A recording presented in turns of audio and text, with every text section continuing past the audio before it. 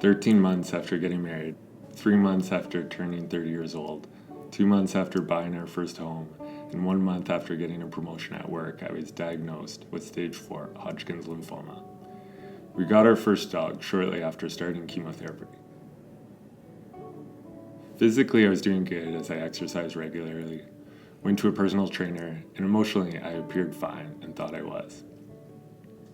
During one round of chemo at the hospital, I saw a flyer on the wall for a young adult cancer survivor's kayaking trip, and I instantly told my wife, I'm going on that trip.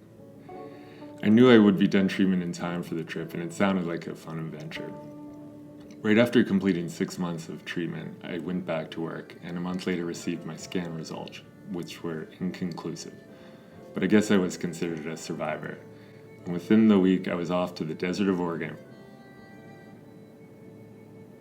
In the evenings, we told our cancer stories and wrote in journals. Telling my story to strangers helped me open up, but I could tell that something still didn't feel right. I was supposed to be a survivor and feel better about being done treatments. Why was I apprehensive? Why wasn't I happy? I cheated death. Day 7 of the 8-day trip, we were each left in a secluded stretch of river for 24 hours alone. There was no cell phones, no fishing allowed, just completely alone with my thoughts. I was left with an envelope and told to open it the following day. I thought the envelope had more writing tasks to enhance our journal entries, but when I opened the envelope, I realized it was letters from friends and family. I was completely caught off guard. Before I even had the chance to start reading, I was bawling my eyes out. It was a complete shock as I sat there reading the letters and crying. I realized that I had been bottling up my emotions since the very first day of diagnosis.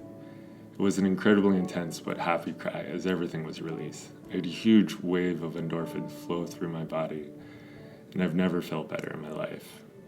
I felt free, like nothing was holding me back anymore. I always tried to be strong, but really, I was just as scared as anyone with cancer.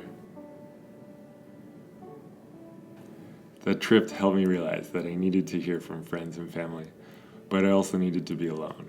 I needed to be away from work. I needed to be in nature.